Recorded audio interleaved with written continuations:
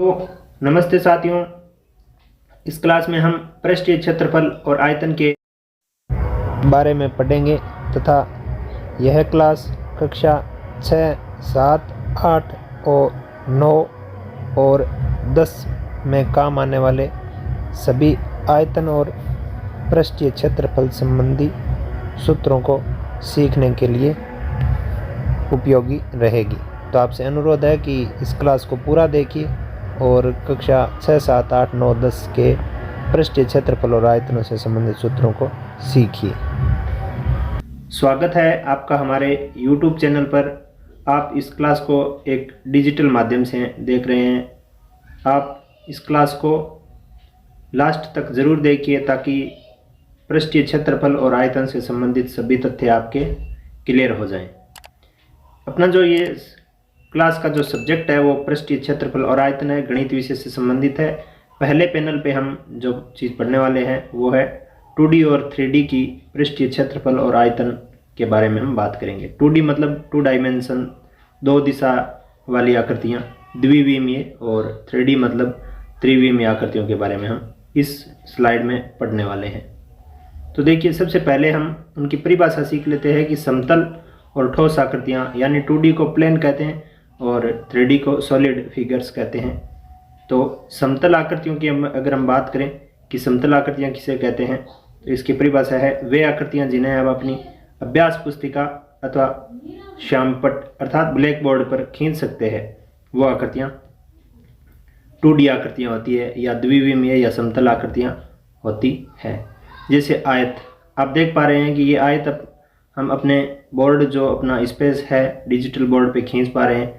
वर्ग की बात करें तो वर्ग जिसकी चारों भुजाएं बराबर होती है, वर्ग भी हम खींच सकते हैं। वृत्त भी हम इस स्क्रीन पर बना सकते हैं। इसका मतलब ये सभी जो आकृतियां हैं, चाहे वो आयत हो, चाहे वो वर्ग हो, चाहे वो वृत्त हो, ये सभी आकृतियां कैसी आकृतियां हैं? 2 डायमेंशन यानी समतल आकृतियां हैं। इनमें 2 दिशाएं हैं, एक लंबाई वाली और एक चौड़ाई वाली। नेक्स्ट हम बात कर लेते हैं ठोस आकृतियों की। तो अनेक सर्वांगसम समतल आकृतियों के को गत्ते में से काटकर एक दूसरे के ऊपर रखने से ठोस आकृतियां सॉलिड्स प्राप्त होते हैं, जैसे घनाभ, बेलन इत्यादि। देखिए, हम अगर किसी भी वर्ग आयताकार आकृतियों के गत्ते काटकर एक दूसरे के ऊपर ऐसे रखते जाएंगे तो वो एक सॉलिड का रूप ले लेगी और वो एक ठोस का रूप ले लेगी। यानी उसकी लंबाई चौड़ाई तो उस गत्ते की थी ही, और एक दूसरे के ऊपर रखने से वो एक ऊंचाई का भी रूप धारण कर लेगी। तो वो इस प्रकार से एक घनाभाकार आकृति के रूप में हमें नजर आने लगेगी। जो एक दूसरे के ऊपर रखने से जो आकृति बनेगी वो इस प्रकार से एक घन या घनाभ के रूप में हमें नजर आएगी। तो वो कितनी दिशाओं से हित हो जाती है? त्रिविमीय आकृतियां कहलाती है। बेलन होता है और घन, घनाभ, बेलन, शंकु इत्यादि। जैसे मान लीजिए ये जो अपनी आकृति आपको नजर आ रही है, ये आयत है और इसको ऐसे बहुत सारे आयतों को एक दूसरे के ऊपर रखने से बनने वाली आकृति घनाभ कहलाती है। ये द्विविमीय आकृति वर्ग है। वर्ग जैसे गत्तों को काटकर अनेक गत्तों को एक दूसरे के ऊपर रखने से आकृति जो प्राप्त होती है वो घन कहलाती है। वृत्त जो एक गोलबंद आकृति होती है, उसको अगर एक दूसरे वृत्त जैसे गत्ते काटकर एक दूसरे के ऊपर रखें तो वो बेलनाकार रूप ले लेता है और वो त्रिविमीय आकृति बन जाता है। इसी प्रकार ये अर्धगोला आपको नजर आ रहा है, शंकु भी आपको दिखाई दे रहा है, शंकु आकार कैसा होता है। और फिर हम बात कर लेते हैं गोला, स्फेयर। एक गोला जो होता है वो क्या होता है, इसकी परिभाषा किस प्रकार से हम दे सकते हैं, उसके बारे में हम आगे विस्तार से बात करने वाले हैं। तो चलिए, इस पैनल पे जो हमने पढ़ा उसको आप जहाँ तक समझ पा रहे हो, जो बातें लिखनी है या डायग्राम जो आप बना सकते हो, उन सभी डायग्राम्स को बना लीजिए। ये कक्षा 7, 8, 9, 10 के लिए उपयोगी क्लास है। तो आप किसी भी क्लास के अगर छात्र हो तो आप इस क्लास में जो आई हुई बातें हैं वो उपयोगी मानते हुए इसको आप अपनी नोट कॉपी में ज़रूर उतार लें। चलिए नेक्स्ट पैनल पे हम चलते हैं। इस पैनल पर हम क्षेत्रफल, आयतन एंड उनके मात्रक, TSA, CSA और LSA इनके बारे में बात करेंगे। देखिए थोड़ी प्रारंभिक बात कर लेते हैं कि ये TSA CSA क्या है। TSA मतलब टोटल सरफेस एरिया, यानी कुल पृष्ठीय क्षेत्रफल, जो संपूर्ण पृष्ठीय क्षेत्रफल होता है उसको TSA बोलेंगे, टोटल सरफेस एरिया, संपूर्ण पृष्ठीय क्षेत्रफल। फिर CSA नाम आया, CSA को हम बोलेंगे कर्व्ड सरफेस एरिया, मतलब वक्र पृष्ठीय क्षेत्रफल। कर्व्ड मतलब जो एक समतल नहीं होता है, घुमावदार जो सरफेस होता है वो CSA कर्व्ड सरफेस एरिया हम इनको बोलेंगे और आगे इनके बारे में बात करेंगे। LSA मतलब लेटरल सरफेस एरिया, अर्थात जो कर्व्ड न होकर पार्श्व जो पृष्ठ होता है, यानी ऊपर और नीचे के पृष्ठ को छोड़कर शेष जो पृष्ठ बच जाते हैं वो लेटरल सरफेस एरिया कहलाता है। चलिए नेक्स्ट इस पैनल पे जो बात हम करने वाले हैं उसके बारे में हमने बात कर ली। क्षेत्रफल, आयतन, मात्रक आदि के बारे में बात करेंगे। सबसे पहले बात करते हैं कि घनाभ का पृष्ठीय क्षेत्रफल मतलब TSA, टोटल सरफेस एरिया। मान लीजिए कि बहुत सारे आयतों को हम एक दूसरे के ऊपर रखते हैं काट के, तो इस प्रकार की हमें एक आकृति प्राप्त हो जाती है। ये डब्बा जो दिखाई दे रहा है आपको, ये एक घनाभाकार है। इसकी एक मान लीजिए कि पहले गत्ते की लंबाई और इसकी चौड़ाई है। इन लंबाई और चौड़ाई को एक दूसरे के ऊपर अगर रखते जाएं तो एक ऊंचाई का भी रूप धारण कर लेती है और एक घनाभ बन जाती है। इसकी लंबाई और चौड़ाई ये है और ऊंचाई इस प्रकार से आपको नजर आ रही है, ये है।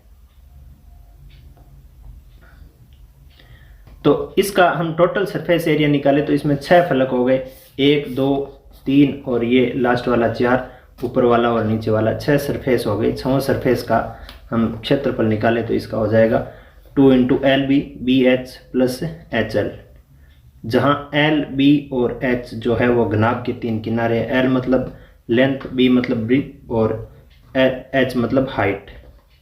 तो इस प्रकार से L का मतलब हम लंबाई लेंगे, B का मतलब हम चौड़ाई लेंगे और H का मतलब हम ऊंचाई से समझेंगे। तो इन तीनों का जो सूत्र का जो रूप होता है वो कोष्टक के बाहर है 2, यहाँ आपको दिख रहा होगा 2 LB मतलब लंबाई इंटू चौड़ाई, फिर प्लस में आके चौड़ाई इंटू ऊंचाई, फिर प्लस में आके ऊंचाई इंटू लंबाई। इस प्रकार का ये सूत्र आपको दिखाई दे रहा है। फिर एक विशेष बात हम इस प्रकार से कर सकते हैं कि क्षेत्रफल का जो मात्रक होता है, यानी जो यूनिट्स होती है वो वर्ग इकाई की होती है। वर्ग इकाई या वर्ग मात्रक, जिसको हम यूनिट स्क्वायर के रूप में भी लिख सकते हैं। जैसे मान लीजिए कोई सेंटीमीटर माप वाला कोई घनाभ दिया हुआ होता है, हम उसका क्षेत्रफल निकाले गुणा करके सूत्र के माध्यम से, तो जो क्षेत्रफल का जो आंकिक मान आएगा उसके आगे हम वर्ग सेंटीमीटर लिखेंगे या सेंटीमीटर पे स्क्वायर लगा के हम लिखेंगे। इस बात को यहाँ बताया गया है। अगर वो माप मीटर में है, अब फिर हमें इस सूत्र से जो आंकिक इसका उत्तर मिलेगा, गणितीय उत्तर मिलेगा, उसके आगे मात्रक जो हम लगाएंगे वो लगाएंगे वर्ग मीटर या मीटर पे घात 2 मीटर स्क्वायर। घन का पृष्ठीय क्षेत्रफल, पृष्ठीय क्षेत्रफल मतलब पार्श्व पृष्ठ, घन का पृष्ठीय क्षेत्रफल निकालते हैं। घन होता है वो एक प्रकार से आयत ही होता है, लेकिन इसकी जो चारों भुजाएं होते, 6 जो फलक होते हैं वो लंबाई और चौड़ाई और ऊंचाई वाले मापांक जो होते हैं वो समान होते हैं। इस प्रकार से आप देख पा रहे हैं ये घन आकृति है। घन आकृति में जितनी ये ऊंचाई है उतनी इसकी लंबाई है और उतनी इसकी चौड़ाई है। यानी यहाँ पे जो आपको तीनों लंबाई, ऊंचाई और चौड़ाई वाले जो फलक नज़र आ रहे हैं, ये 6 फलक, ये सारे फलक क्या है, एक ही माप के है। तो इसका जो संपूर्ण पृष्ठीय क्षेत्रफल निकलेगा वो 6 × A²। A यहाँ पे उस घन की कोर है, मतलब घन की भुजा है, ध्यान रखना नोट। घनाभ के निचले और ऊपरी फलकों को छोड़कर चारों फेसेस जो होते हैं, फलक जो होते हैं, उनका क्षेत्रफल पार्श्व पृष्ठीय क्षेत्रफल कहलाता है, लेटरल सरफेस एरिया जिसको बोलते हैं। अगर कोई भी घन या घनाभ होता है उसके हम दो फलक छोड़ देते हैं तो जो शेष बचे हुए फलक हैं उनको हम लेटरल सरफेस एरिया, जैसे मान लीजिए कि ये घनाभाकृति है, इसमें ये वाला फलक ऊपर वाला और ये नीचे वाला फलक अगर हम नहीं लें तो शेष बचा हुआ फलक है वो लेटरल सरफेस एरिया होगा। जैसे एक फलक ये साइड का जो फलक है ऊपर वाला और नीचे वाला अगर नहीं होता है तो जो शेष फलक बच जाते हैं उसमें एक तो ये आएगा, एक ये आएगा, एक इसकी साइड में आएगा और इसके एक ये लास्ट वाला, ये 4 फलक शेष बचेंगे, यानी किनारे वाले 4 फलक ये वाले। इन चारों फलकों का अगर माप है वो क्या कहलाएगा? लेटरल सरफेस एरिया, पार्श्व पृष्ठीय क्षेत्रफल इसको बोलेंगे। और बात कर लेते हैं घनाभ या घन के पृष्ठीय क्षेत्रफल को कभी संपूर्ण या कुल पृष्ठीय क्षेत्रफल बोलते हैं। घन या घनाभ का जो क्षेत्रफल होता है कुल पृष्ठीय क्षेत्रफल, उसको या तो सीधा क्षेत्रफल बोलेंगे या कभी ऐसे लिखेंगे संपूर्ण पृष्ठीय क्षेत्रफल, या ऐसे लिख देंगे कुल पृष्ठीय क्षेत्रफल। तीनों का अर्थ एक ही है। अगर सिर्फ पृष्ठीय क्षेत्रफल बोले तो भी ये तीनों बातें सेम टू सेम हो सकती है। उसको कभी संपूर्ण पृष्ठीय बोल देते हैं या कुल पृष्ठीय बोल देते हैं या कभी सीधा पृष्ठीय बोल देते हैं। ये बात हमें यहाँ बताई गई है, तो इसका भी हमें ध्यान रखना चाहिए। नेक्स्ट हम बात कर लेते हैं कि आयतन जो वॉल्यूम होता है वो अपना, वो किसी वस्तु द्वारा घेरे गए स्थान को मापा जा सकता है। यानी आयतन क्या होता है? कोई भी वस्तु होती है उसको अगर हम कहीं रखते हैं, जैसे मान लीजिए कि अपना घन है, इसको हम रखेंगे तो ये हाथ के ऊपर कुछ न कुछ जगह घेर रहा है, तो इस जगह को माप सकते हैं कि ये कितनी लंबाई में आया, कितनी चौड़ाई में आया, कितनी ऊंचाई में आया। इसको मापने के बाद जो इसका मान आएगा वो इसका क्या कहलाएगा? आयतन कहलाएगा। लंबाई, चौड़ाई और ऊंचाई के तीनों मापांकों को माप के उचित तरीके से उसका जो मान निकलेगा वो उसका क्या कहलाएगा? आयतन कहलाएगा। इस पैनल में हमने जो पढ़ा वो आप अपनी कॉपी में अपनी कक्षा के स्टैंडर्ड के अनुसार पूरा लिख लीजिए। ये कक्षा 7 से 10 तक के सभी क्लासों में नए सिलेबस एनसीईआरटी द्वारा जारी 2023-24 के सिलेबस में आई हुई सभी बातों को सम्मिलित रूप में सभी सूत्रों को पढ़ाने के लिए क्लास चल रही है। नेक्स्ट अगले पैनल में, इस पैनल को आप अपनी कॉपी में लिखेंगे और भविष्य के लिए रिवाइजन के लिए आप अपने पास सुरक्षित रखेंगे। इसमें हम बेलन से संबंधित बात करेंगे। बेलन के टीए से, सीए से और पाई से संबंधित हम बात करने वाले हैं। देखिए, पाई से संबंधित बात हम एक अपनी अलग से क्लास लगाई हुई है, आओ जाने पाई के बारे में। इस शीर्षक से आप अगर हमारे इस चैनल में सर्च करेंगे आओ जाने पाई, तो वहाँ पे पाई के बारे में बहुत सारी बातें उस क्लास में पूरी पाई को समझाया गया है। पाई का हिस्टोरिकल और पाई का जो प्रभाव है या पाई का जो मान है वो कहाँ से कब मिला, उसके बारे में सभी बातें की गई है। वहाँ पे भी आप क्लास को देख सकते हैं।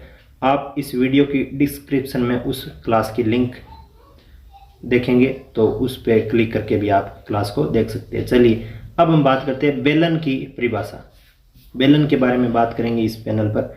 बेलन की परिभाषा क्या होती है? सर्वांगसम वृत्तों को ऊर्ध्वाधर समकोण पर एक दूसरे के ऊपर रखने से बेलन बनता है। जैसे मान लीजिए बहुत सारे वृत्त इस प्रकार से हमें कटे हुए मिलते हैं।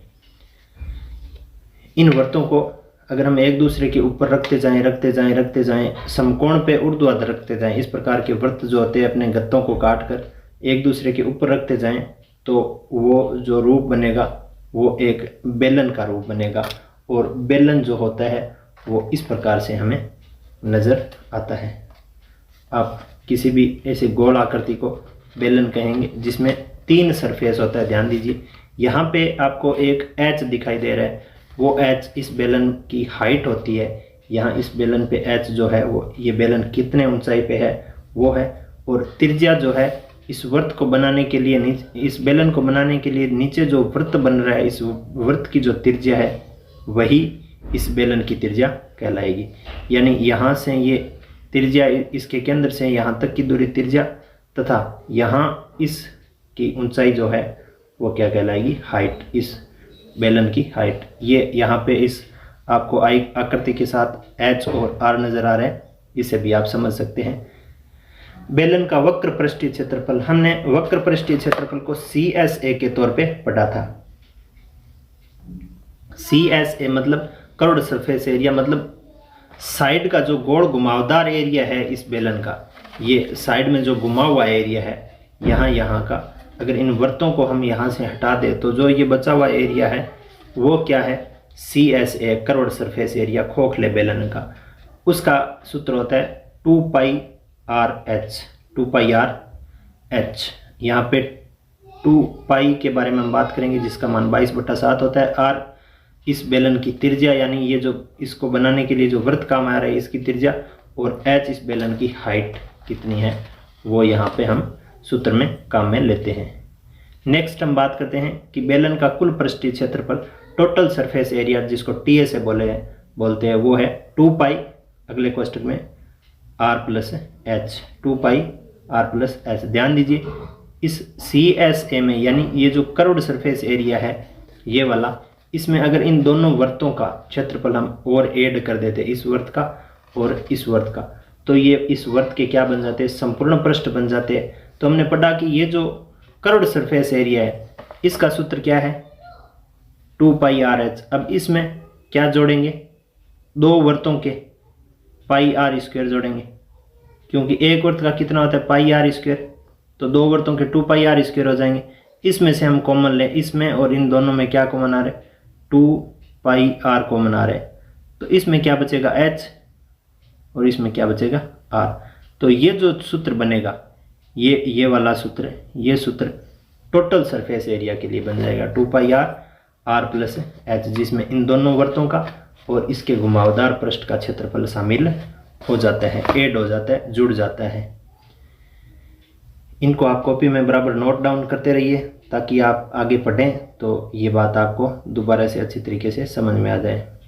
नेक्स्ट हम बात कर लेते हैं, पाई एक अपरिमेय संख्या है, पाई से एक अशांत और अनावर्ती दशमलव निरूपण होता है। पाई का मान लगभग 22/7 या 3.14 के बराबर लेते हैं। चलिए इस पैनल में हमने बेलन के बारे में जो पढ़ा है वो अपनी कॉपी में आप ज़रूर लिखिए। अगले पैनल पे चलते हैं, पैनल नंबर अपना 4 है, जिसमें हम शंकु की परिभाषा और TSA, CSA, आयतन आदि के बारे में हम बात करते हैं। देखिए शंकु की परिभाषा क्या है। शंकु की परिभाषा इस प्रकार से है कि समकोण त्रिभुज को समकोण बनाने वाली भुजा के अनुदिश घुमाने पर बनने वाली आभासी आकृति क्या कहलाती है, शंकु कहलाती है। यहाँ हम प्रैक्टिकली देख लेते हैं कि यहाँ क्या कहा जा रहा है। यहाँ ये कहा जा रहा है कि समकोण कोई त्रिभुज होता है, जिस प्रकार से आपको ये आप यहाँ देख पा रहे हैं, ये कोई समकोण त्रिभुज है, इसमें ये भुजा और ये भुजा दोनों समकोण बनाने के लिए काम आ रही। इस समकोण बनाने वाली भुजा के सापेक्ष अगर हम इसको घुमाते हैं तो हमें एक आकृति जो बनती हुई नजर आ रही है वो आकृति क्या कहलाती है, शंकु कहलाती है। ये बनती हुई आकृति नजर आ रही है वो शंकु कहलाती है। ये घूम के हम एक लगातार अगर इसको बहुत स्पीड से घुमाएंगे तो ये हमें एक जिस रूप में दिखेगी वो क्या कहलाएगी, शंकु कहलाएगी। वो और उसका रूप जो है वो इस प्रकार का बन जाएगा। आप उसको घुमा के देखेंगे तो ये शंकु जो है हमें इस प्रकार से नज़र आने लगेगा। ये एक कोन, जिसको इंग्लिश में कोन, मेहंदी का कोन बोल देते हैं, जोकर की टोपी बोल देते हैं, वो एक शंकुआकार ही होती है। वो कैसे प्राप्त होती है, किसी भी समकोण बनाने वाले समकोण त्रिभुज को समकोण बनाने वाली भुजा के सापेक्ष घुमाने से जो आकृति आभास होती है वो शंकु बनता है। और शंकु बनाने में नीचे एक वृत्त बन जाएगा, इसको ऐसे घुमाएंगे ना इसको, तो ये नीचे वाला वृत्त बन जाएगा और ऊपर ऐसे 0 पॉइंट पे मिलके ऐसे आभास होगी, तो वो आभासी आकृति इस रूप में हमें नजर आएगी। और इस रूप में नजर आने के बाद हम इसको क्या बोलेंगे, शंकु बोलेंगे। नेक्स्ट चलते हैं, हम शंकु के बारे में और बात करते हैं। शंकु का वक्र पृष्ठीय क्षेत्रफल मतलब CSA बोलेंगे। वक्र पृष्ठीय क्षेत्रफल होता है पाई RL। L जो है वो ध्यान रखना इस शंकु की तिर्यक लंबाई है। L क्या होती है, तिर्यक लंबाई। और सीधी खड़ी लंबाई इसके अंदर से इसके ऊपर तक की सीधी लंबाई जो है वो h कहलाती है। और h और r में जिस प्रकार का संबंध होता है वो पाइथागोरस प्रमेय के माध्यम से हम निकाल सकते हैं। यहाँ ये जो शंकु के वक्र पृष्ठीय क्षेत्रफल से संबंधित जो सूत्र लिखा हुआ है वो एक टोपी यानी केप के अंदर लिखा हुआ आपको नजर आ रहा है। ये टोपी बनाने में सिर्फ शंकु का वक्र पृष्ठ ही काम में लिया जाता है। नीचे का जो वृत्ताकार भाग है वो हमेशा खुला रखा जाता है, तो ताकि वो सिर पर आसानी से पहनी जा सके। तो जैसे मान लीजिए अपने पास कोई शंकु बना हुआ होता है इस प्रकार से, और इस शंकु में हमें h और r दिया हुआ मिल जाए सिर्फ, और l पूछें तो h यहाँ पे कौन सा होगा, यहाँ इस बिंदु से इस केंद्र तक की दूरी h होती है, और इस केंद्र से जो परिधितक, इस वृत्ताकार भाग के परिधितक की जो दूरी होती है वो क्या होती है, r होती है। जैसा ये r और ये h, ये दूरी h है। अब देखिए अगर हम इन दोनों में बात करें तो ये एक त्रिभुज के रूप में हमें दिखाई दे रहा है। कैसे, जैसे h वाली लाइन ये सीधी है, r वाली ऐसी आ रही है, फिर ये l जो है ये तिर्यक लंबाई इस प्रकार से आ रही है। तो ये जो l वाली लाइन है ये एक समकोण त्रिभुज के कर्ण की तरह हमें नजर आ रही है, समकोण त्रिभुज के कर्ण की तरह नजर आ रही है। और समकोण त्रिभुज का कर्ण जो होता है, कर्ण होता है, उसका मान होता है आधार स्क्वायर प्लस लंब स्क्वायर अंडर रूट में। तो l का जो मान आ जाएगा वो आ जाएगा, आधार यहाँ पे r स्क्वायर है प्लस लंब यहाँ पे h स्क्वायर है। इस सूत्र को आप विशेष तौर पे ध्यान रखें। यानी अगर किसी शंकु में त्रिज्या और ऊंचाई दी हुई होती हो तो उसका हम तिर्यक लंबाई l इस प्रकार से पाइथागोरस प्रमेय के माध्यम से निकालते हैं।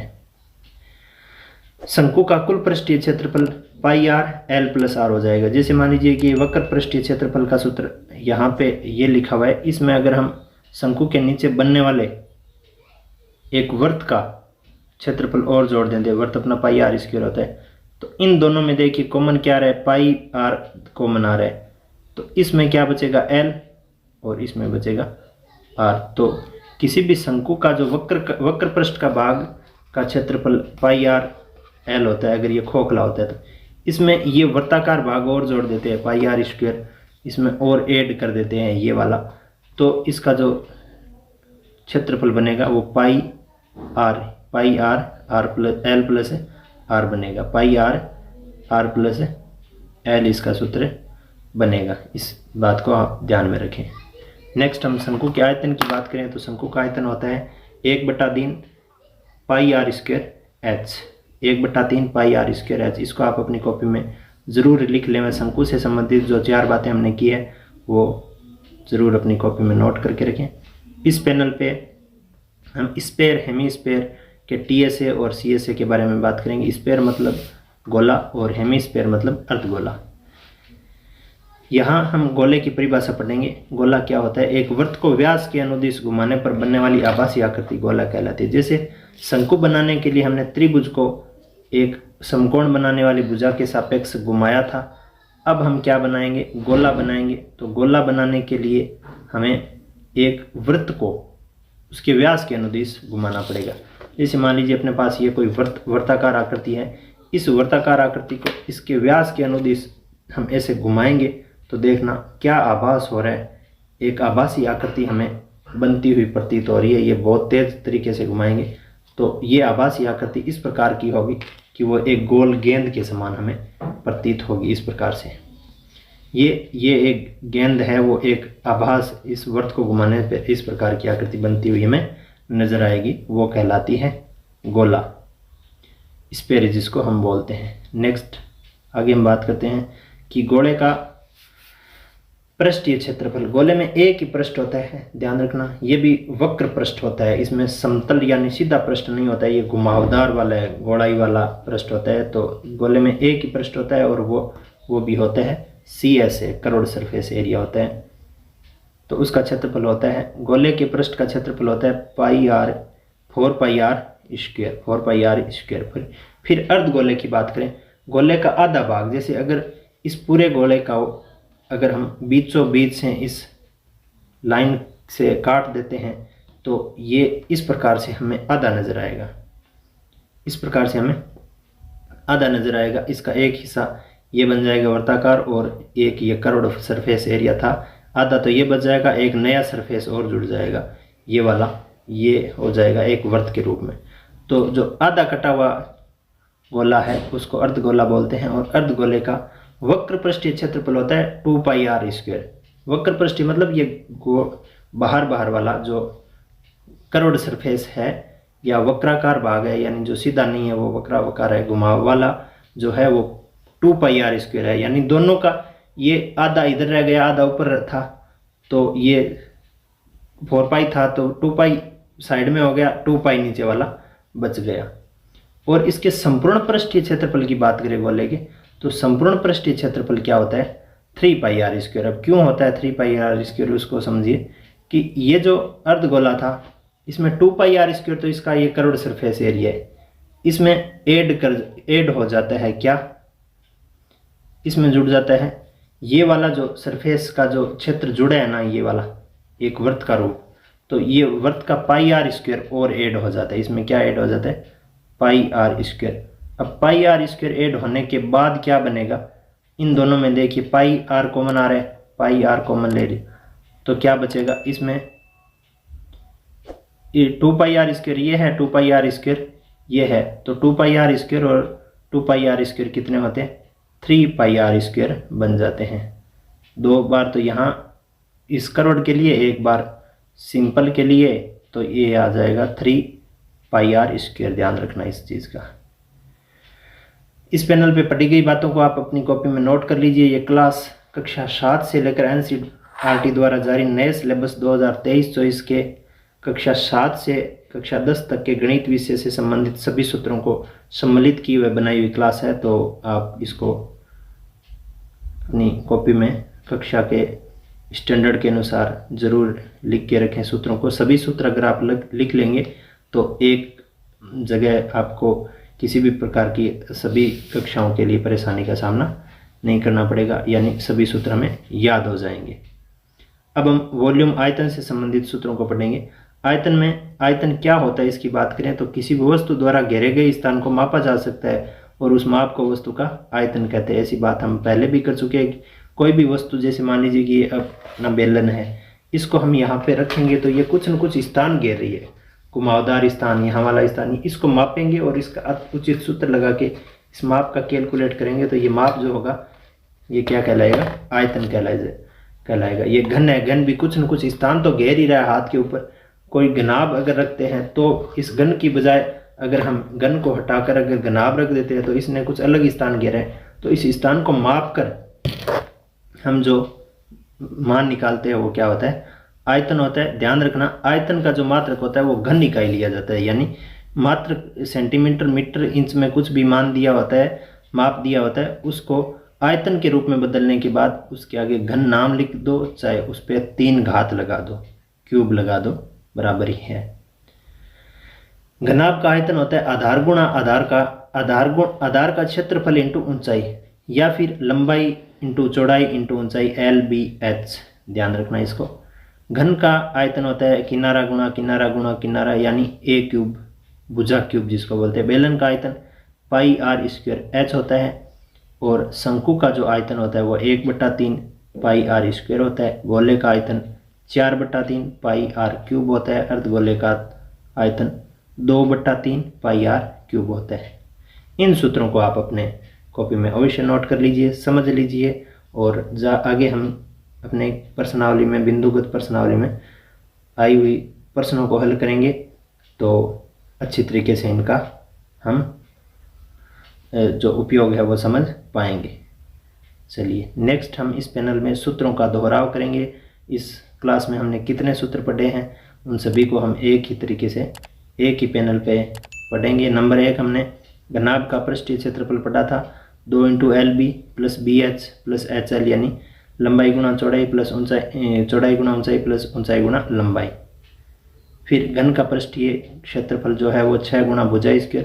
बेलन का वक्र पृष्ठीय क्षेत्रफल 2πrh, बेलन का कुल पृष्ठीय क्षेत्रफल 2πr r + h, शंकु का वक्र पृष्ठीय क्षेत्रफल πrl, शंकु का कुल पृष्ठीय क्षेत्रफल πr l + r, गोले का पृष्ठीय क्षेत्रफल 4πr², अर्धगोले का वक्र पृष्ठीय क्षेत्रफल 2πr², अर्धगोले का कुल पृष्ठीय क्षेत्रफल 3πr² पढ़ा है। घनाभ का आयतन आधार का क्षेत्रफल इंटू ऊंचाई, या फिर लंबाई गुणा चौड़ाई गुणा ऊंचाई, शॉर्टकट में L × B × H पढ़ा है।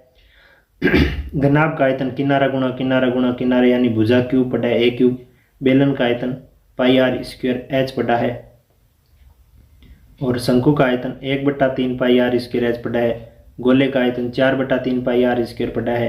अर्धगोले का आयतन 2/3 πr² पढ़ा है। इस प्रकार से हम इस क्लास की अंतिम पैनल तक पहुंच गए। ये एंडिंग पैनल है अपना, आप पेज नंबर के स्थान पे देख रहे हैं। आपने इस क्लास को पूरा देखा, आपका बहुत बहुत धन्यवाद। Thank you for complete class. And finally, if you really like this video, please help me to grow my channel as well. Just like and share this video to your friend and family, and press bell icon after subscribe my channel. Thank you so much for watching this complete class. धन्यवाद. Thank you.